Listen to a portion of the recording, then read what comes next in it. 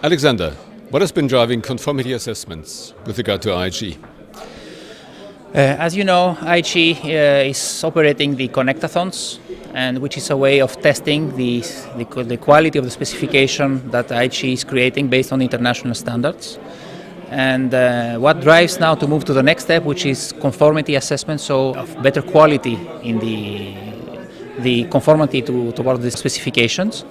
We have created this conformity assessment program to address one very specific use need and demand from the user community, because in many cases they are selecting vendors from the IHE community because they know that they have worked in the domain, they have the ability to interoperate with other solutions, but sometimes what they are being proposed as a product is different from what is being tested as a prototype, because we allow in connectathons also prototype.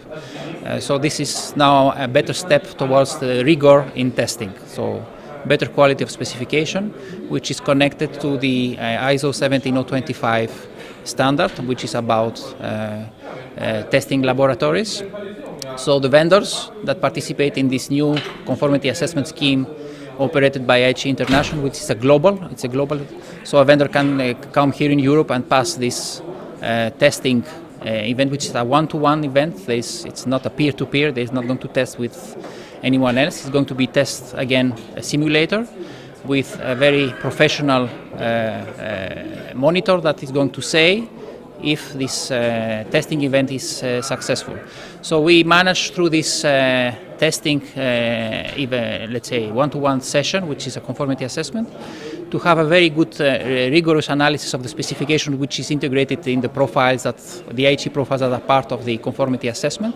And then we can give to the vendor a test report, which is signed by an independent, neutral laboratory, which is accredited internationally as one of the 17025 laboratories that are allowed to implement this IHE International Conformity Assessment Scheme.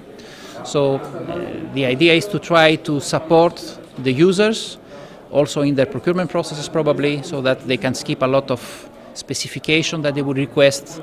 They could just have this test report as a proof that this vendor with this specific product, with this specific version of a product, because this is another difference that we are not testing prototypes for conformity, we are testing commercial products with a specific version.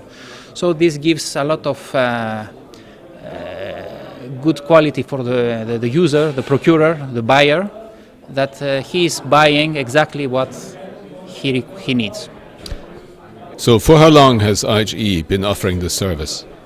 So this is something new that started to become a need coming from the user community 2-3 years ago. So the organizational part, the governance of the conformity assessment scheme was created and finalized in 2014.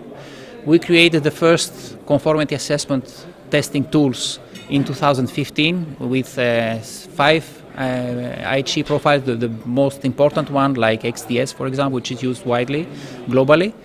And now there is a new version, which is the 2016 version, which is going to start in being delivered as a service from IHE Services as well, in collaboration with one of these accredited laboratories after May 2016.